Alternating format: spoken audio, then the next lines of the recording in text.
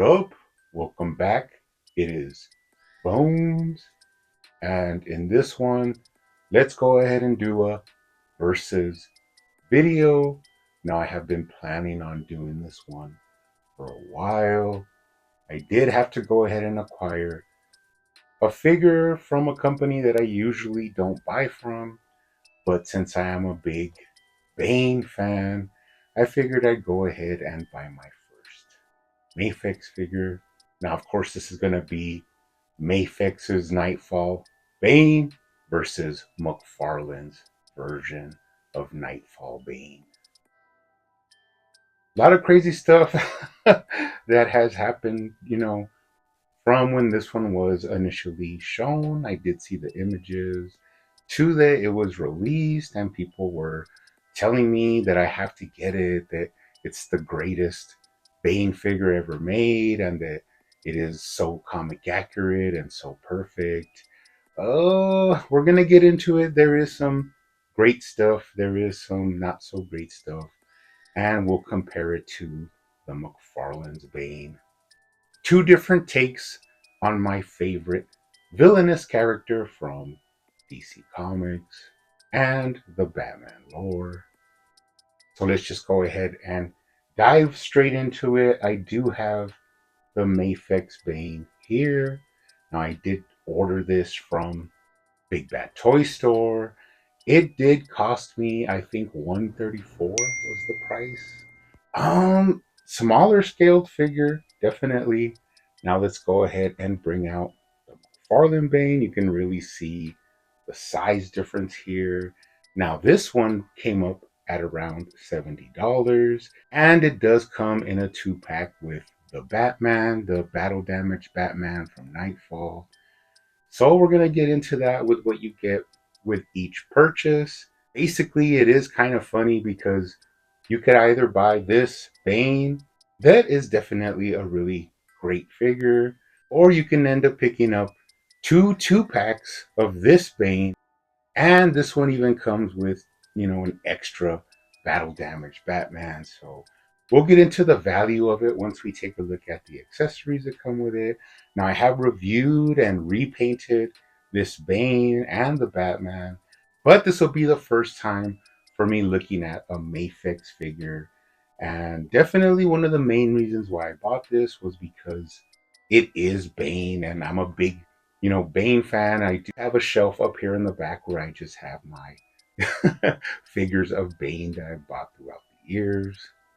Now, starting off, this Bane does come in a pretty nice packaging. Really impressed with the artwork that it has around on the outside.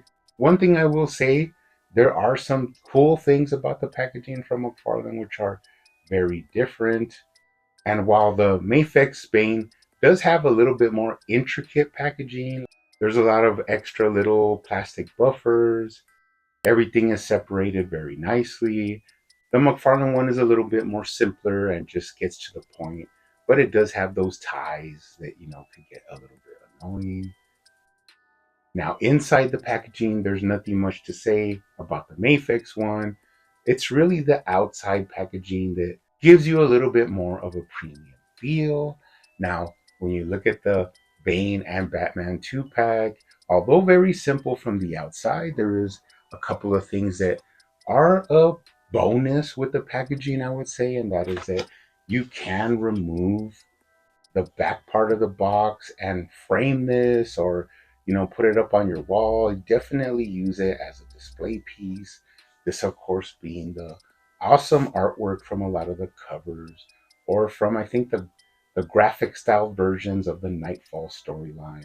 Really cool little addition of this piece of art on the back. Another thing is that it does come with this Batcave diorama sort of thing.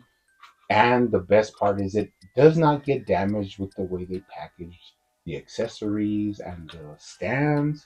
So you can use this for figure photography. So this is a really nice little bonus that comes with the McFarlane 2-pack. Really cool, really awesome little hidden accessory here with this diorama of the Batcave, where you even have the Robin suit, the Joker card, the dinosaur, and the big penny. So that's like a secret, little thing that comes with the McFarlane 2-pack. Now, as far as accessories goes, surprisingly, the Mafex version does come with this pretty nice clear plastic stand. It does have a flight connection to it so that you can articulate your figure and stand them up. I would say it is a little bit light. Like for this big figure, it can't really hold him up. You got to put it in a certain position. It does come with some alternate attachments. So that's a pretty intricate, cool stand. That I think they come standard with the Mafex figures, but it's definitely appreciated. While with the McFarlane figure, of course, each one of these figures gets a black DC Multiverse stamp. Although they are useful most of the time, you do not really need these. Plus, the 2-pack does come with a card representing the 2-pack. Once again, you have the artwork more from the covers of that Knightfall storyline than anything to do with the inside artwork from Knightfall. Pretty cool. On back, you have some of the information there, but we'll hold on to this. Now, the Mafex Bane also comes with an assortment of hands. Pretty interesting. They do place them on these little plastic holders. I'll tell you what, it is cool to get this assortment of hands. You get the, grasping strangler hands. You get a little bit more grasping strangler hands. You get some, these are kind of just, just paws, open hands, some pointing fingers, which I guess could be really used with Bane. I mean, pointing at Batman or Azrael or whatever. But these are really weird, sort of swimming or karate chopping hands. So these are pretty redundant. I don't know why you would have these with Bane. But it is cool to have these for figure photography, which is always going to be a positive. Now, with the McFarlane Bane, of course, you do get the 2 fists and you get 2 open man strangling hands. These are good for when Bane is mauling a victim, and the fists are good when he's battling. So a little bit more simpler, but it does get straight to the point. And this is basically all you really need with a Bane figure.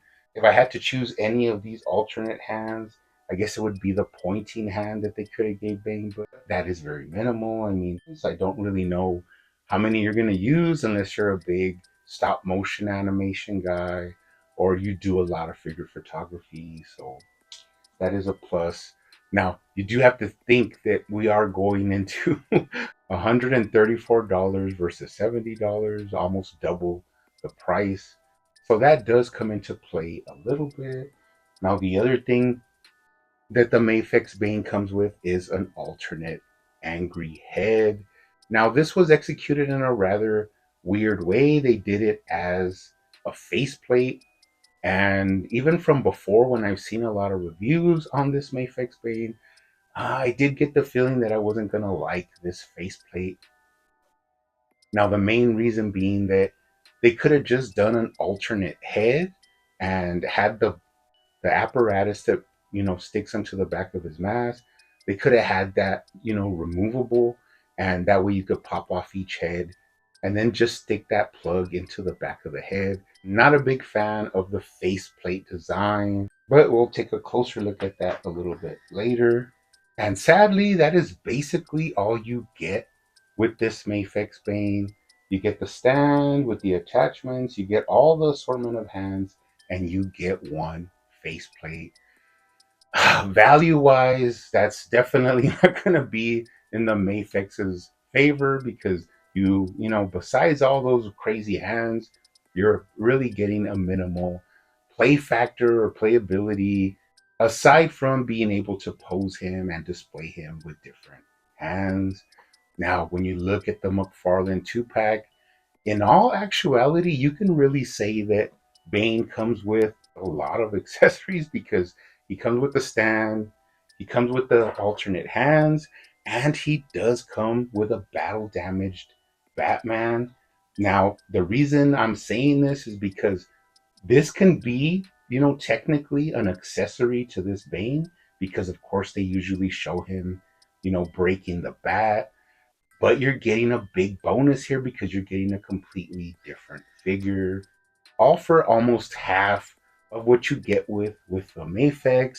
Plus, Batman does come with three different sets of hands, where Batman does really need alternate hands for holding his batarang and battling and maybe grabbing a grapnel gun. He also comes with a batarang.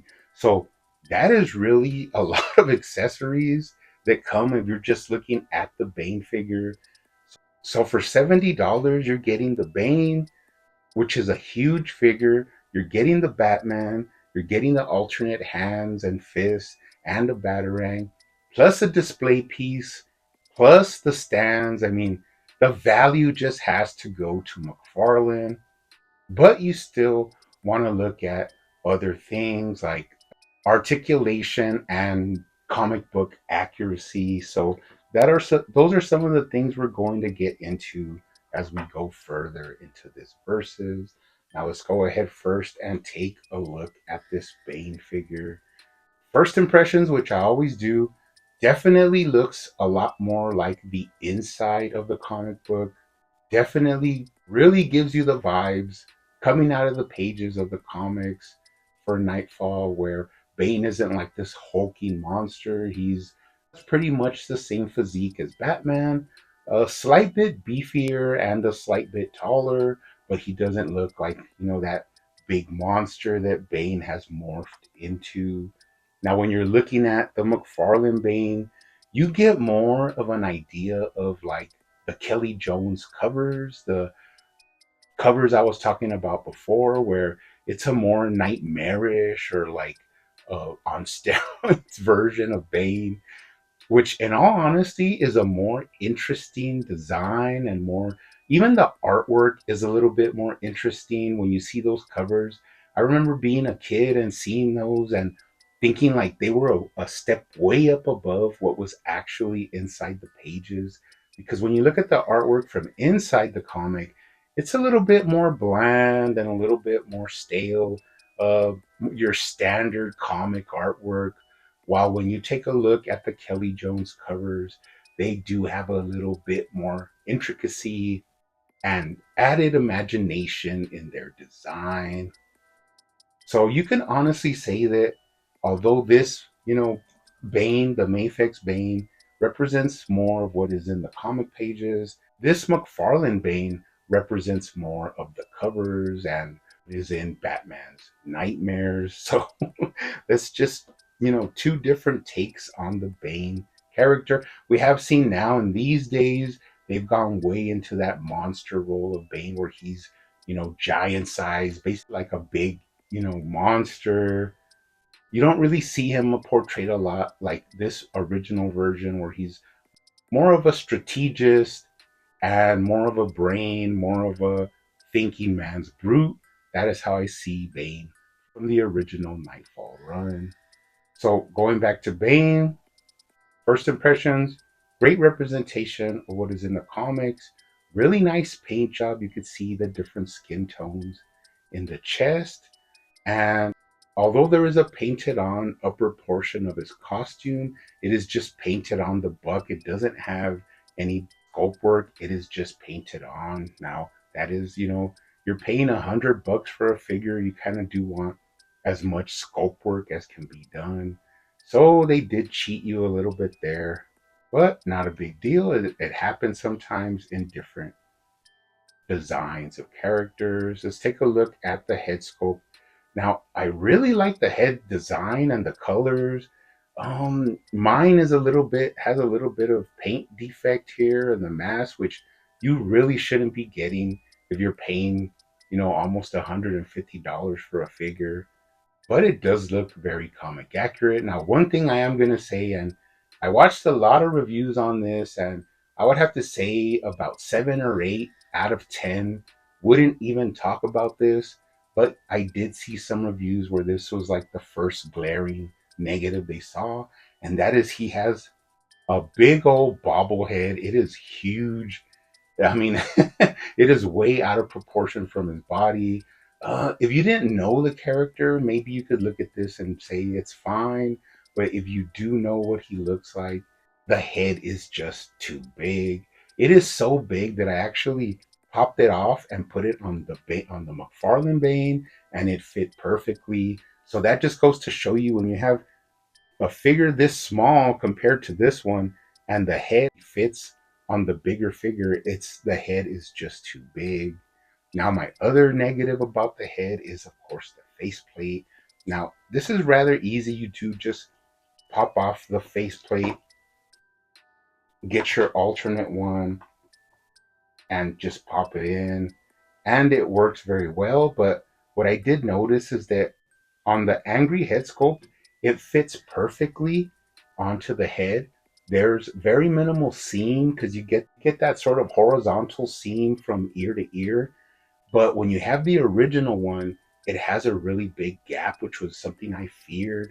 Now I could mob this and shave off some plastic to get it to clasp all the way flush, but I shouldn't have to do that with a almost $150 figure. I just There is sometimes where we do mods on the McFarlane figures, but you're talking, half the price of what I paid for this Mafex figure. So really not happy with that gap. It does really stand out to me. I see it right away. As soon as I look at it, I see that big gap. Where I know it's not supposed to be designed to be like that, because if you look at the other side, it looks pretty good. Even though you can still see that line, which is not appealing to the eye. I really think they should have made two different head sculpts with just the way, with the tubes being able just to be inserted into the back of the head, especially if they're charging so much for this Bane figure. So, not a big fan of the head sculpt. I mean, it looks cool. You got a nice paint detail with the zipper, but it is just too big for this figure. Now, this will be the first time ever I'm, going in further into reviewing a Mafex figure. So going down once again, as I said, they just painted on the upper portion of the costume. The sort of singlet straps are just painted on. You go down to the belt, and it's really floaty. It's only glued on the back, so in the front it kind of goes up and down and moves. Now, this is probably for the waist articulation, so it could move if you bend them forward. So that is fine, but it does feel a little bit wonky the way it just moves around. Now, you do have side to side at the waist. Pretty nice. You got the full tilt-a-whirl, lower waist swivel, upper chest swivel. Could twist them, get them in some cool poses. Of course, forward crunch is great. Crunch them all the way down. So that's awesome. That's one of the main selling points for this Mafex figure. But there is a negative. And what is the negative? And that is, as soon as you try and lean them back, you get a very ugly gap in between the upper chest and the lower abdomen. And I mean, it's as soon as you try and lean them back, so you can't even like play with it and try to hide it. And if you really want them to lean back, that is a very ugly design on the Mafex there. So, not a big fan of that. I mean, it is what it is.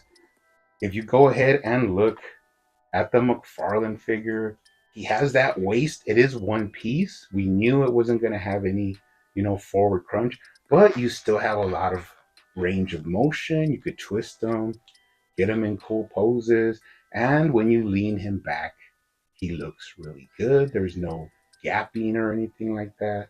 You can get a slight lean forward, but I mean, I'm not even gonna try it. It is minimal, but you could see he kind of like hunches over a little bit. But yeah, definitely a negative for the McFarlane in forward ab crunch, but it is designed a little bit prettier than the Mafex one is. Go into the shoulders. Now, Mafex kind of follows that same design as McFarlane, where you have that socket and bushing shoulder joint, although slightly differently executed. You got some up and down, front to back. bicep swivel. Now, here's another negative about the no pins, the pinless figures, and that is that instead of being a true double jointed elbow where you can bend it, upon itself, it only goes a little bit less than 90 degrees. So you don't really get that full range of motion because the arm won't, collapse on itself. So that is a negative when you have pinless figures. Not always, but for this Bane, it is. Moving down, you got some sculpted detail on the armband, into the wrist, into the Venom control. Really nice. Now you do have these circular ball joints for the wrist, which if you pop off the hand, you can really see. Now, a lot of people gave a lot of crap to McFarlane about using, round ball joints to where he had to innovate and invent his own wrist and ankle ball joints to where they are sculpted in. But Mafex is still using these old, outdated ball joints. Now you can easily switch out a hand for this. Just pops right in there. Now he has a grasping hand, and you do get the four ways of articulation at the wrist, which is something that McFarlane is more known for. Pretty interesting because when he does mega figures, he does more of just a single hinge wrist, which is sort of like Marvel Legends. So Mafex actually takes the win in the wrist articulation, although they do still use those old ball joints that for me are not a problem, but for a lot of people, they always had a problem with it with the McFarlane figures. On the other side, you have a bare arm. Love the painting and added detail of the hair and the skin tone. You can really see it nicely. So did a good job for a standard Bane figure. But of course, as I said, in reality, no double joint because the arm will not flex on itself. It stops, past that 90 degrees, and that's all you get. Now, he does get a T pose really nicely. One thing I will say is the body shape and the cuts and everything. It's a little bit choppy. I mean, I'm not gonna kill him on this, but the way the shoulders are, they're really round and really ugly. They kind of remind me of those old Marvel Legends shoulders. They're just too like a ball, and you get them in a T pose. You could really see all those cuts and joints, especially from like the collarbone going into the shoulder and then around the arm. And when you look at the McFarlane one, although it is a different design, you have a little bit less articulation. He does have some benefits that the Mafex one doesn't have, like the elbow swivel, which really compensates a lot for not having a bicep swivel. And when you get them into like that wide stance, it just looks a lot more clean. The lines and the design have less, chopped up parts to it. So this is one time when the McFarlane design just looks more appealing than the way the Mafex one was executed. Just you could tell the difference in just the way they look, which is kind of takes me back to what I was talking about the artwork, where when you look in the comic, the artwork looks very simple without any detail, just a standard comic book from the 90s. And when you looked at the covers, those had a little bit more imagination and more detail and textures. So that is one big difference between the two figures. Okay, can get the arms above the head. Of course, the McFarlane one can do this as well, so that's not a big deal. Going down to the lower body, the Mafex does use that sort of thigh swivel that McFarlane uses as well with his figures. Although their design parts are different underneath the carriage there, they do have the same idea. Now, the Mafex one does have that, drop hip, which people have said that they kind of go out after a while, but I'm not going to really be using it a lot, so it doesn't bother me. Now, there is no thigh cut, which is what a lot of people complain. about McFarlane, but Mafex doesn't really use thigh cuts. They also don't have a boot swivel, which is interesting. But when you go back to what I always say about McFarlane figures when I review them, you can get the same effect by just moving the boot from side to side at the hip. Now he can kick up really high, which is nice. Of course, he can kick back. Now, the trunks are slightly rubber. They're a little bit more of a harder rubber, but so they don't allow like a straight back kick, but they do have that range going backwards. So that is nice. Has the same sort of McFarlane hip swivel. Now, here's another negative about the no pins, and that is you do not get a really good collapse on the double jointed knees. It just gives you, past 90 degrees, like so, sort of like the elbows. And if you look at the McFarlane legs, you definitely get a full range of those double jointed knees. Now, straighten them out. You got up and down at the ankle, but it is very slight. There's not a lot of range there. You have rocker as well, which is the same thing. It doesn't have any, like, it's real minimal, the swivel that it has. And surprisingly, when I was reviewing this before, the ankle just popped off. So it has like a little, ball joint. I was really surprised that it just snapped off, but it does just go back in. It didn't break, which is something like the way McFarlane's shoulders are that if you move them too much or like out of range, they'll pop out. And people say, "Oh, it broke! It broke!" It didn't break. Just like this Mafex didn't break. I just had to pop the foot back in. So I don't know why people make a big deal. So that minimizes the breaking. But I just thought that was rather interesting that on a $150 figure, the ankle just came off.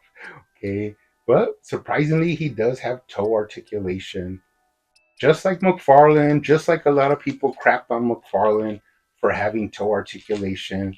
But of course, their beloved Mafex is protected from any sort of criticizing, which is hilarious. Now, they said if you look at the McFarlane Bane, has the same hip swivel, kick up, the same. Look at that. Kick back as well. You can move the boot from side to side with that hip swivel. But the added thing and the one thing that McFarlane does win in, and that is that look at the range of that collapsed knee, all the way full articulation in that double jointed knee. Although, what you get with that is because you have the pins. Of course, pinless is nicer looking, but you don't get the full range of articulation. Now, another thing I'm going to talk about before we move on, that is the boot cut or the pants over the boots. This one is not comic accurate. The boot, the material around the boots where it's stuffed into the upper part of his combat boots are just too poofy. They look rather flamboyant. I mean, it's really not how it looks in the comics. And surprisingly, if you look at the McFarlane one, that is, tighter and more how it looks in the comics than the way Mafex executed their version. Pretty crazy. And another thing that people didn't talk about when they were reviewing, but of course I am going to call out, and that is his big clown shoes. Now he has some massive clot stompers. They are big. The easiest way you could see this is that look at the difference in size of the figures, and when you put their boots up to each other, they're pretty much the same size, very close to being the same size. So yeah, his feet are also very huge. They do give off a little bit of a clown shoes feel, and it's just interesting to me that a lot of people didn't talk about that in the reviews where I can see it quite obviously. Taking a look at him from the bottom, he does have some beautiful tread underneath the boots. I'm a big tread lover. Moving up the back, very soft sculpt, not very intricate or anything. You could just see sort of like a Marvel Legends, like no type of grain or no type of texture. It's just, plastic with a little bit of sculpt work in the fabric design and stuff like that. Into the wide back. and the back of the harness to the back of the head. I mean, pretty good figure. He's pretty nice. Some cool parts of articulation. McFarlane is a really beautifully sculpted figure, a lot of detail, a lot of added textures and design, but still minimal in some ways. So it's really a toss up because you have a Bane figure that looks awesome, might have a little bit of limitations in the waist articulation, but everything else is basically on par with the Mafex. Now the Mafex has some articulation that is really exceptional. The waist, the hips are really great, but it is just whatever you prefer. Now, getting close to the end here, I want to talk about it doesn't really matter if you prefer Mafex and you want to pay 134 for one figure. That's your prerogative. I'm not here to say that if you buy this, you're dumb or you don't or you don't know action figures. But if you prefer this McFarlane and you like the value and you like the look of this one, you shouldn't have to be looked down upon people that buy Mafex figures. Who are they to tell you what you can spend your hard-earned money on? And that's really the thing here is by your preference. You have freedom of choice. You can pick either one. You get a ton of accessories with this McFarlane figure. You do get a ton of hands with this Mafex figure. So you just have to weigh the benefits and the negatives on your own and decide if 130, 134 is enough for one Bane figure that's in a smaller scale, or you just want 70 for this Bane that comes with a Batman that you could destroy, alternate display piece, alternate hands. I mean, it's just up to you. I'm not crapping on Mafex or saying that it's not a great figure. It is, but in the end, it is your preference. What you like that looks better and what you think is better for your pocketbook. Now, I have bought 2 packs already from McFarlane. If you want a closer version to the comic book color scheme, it's very simple. Minimal paint that you have to do. I did paint mine black, a satin black, and that gives a little bit more of a comic book feel, at least in the colors. Now, the design is still overly muscular and overly nightmarish, but this is also a very simple repaint. It just all comes down to what is your preference, what you like, and what is more valued to you. Now, I did see a lot of reviews. One review that really did open my eyes is my friend Brando Figures. He does some really great, really intricate reviews of different lines. He does Yamaguchi, he does Mafex, he does Mezco. Really cool channel. Go and check him out. He did a mock up of what this Mafex Bane should have looked like.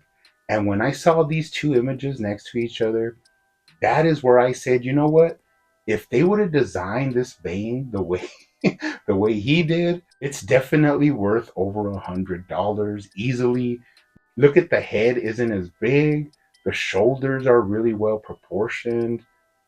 Added details, and he fixed the cuffs over the boots, and of course he minimized the big clown shoes.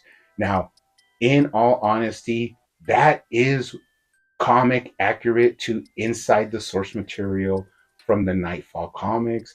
That looks like it just jumped out of the pages of the comic book. While, as you could see, they're next to each other, the Mafex version is not perfect. And people were so hyped on this Mafex version. This is the only Bane you will ever need. I must really contrast that, and that is that I could not have a Bane collection without this awesome, beautifully designed McFarlane Bane. While I am happy to add this Mafex Bane to my, complete Bane collection, I really think I'm going to be having a lot more fun taking figure photography and displaying this McFarlane Bane. And another thing before you come at me in the comics, there there was a lot of comments in the reviews that I saw that really agree with me, and they saw, the big head, the big feet, and they said that they were not completely happy with the Mafex Bane. So I'm not the only one. So don't, this isn't a battle between us. I'm just giving my opinion on both figures. So anyways, guys, after a long wait, that is my Mafex Bane versus McFarlane Knightfall Bane. You guys can decide for yourself. As I said before, don't get it twisted. I'm not saying that McFarlane beats Mafex or Mafex, wipes the floor with McFarlane. What I'm saying is that there's a lot of things to look at. There's a lot of positives and negatives on both sides. And in the end, it's up to you to decide what is better for you. But anyways, that's it. You guys keep hunting out there, keep collecting, keep customizing, and I will see you on the next one.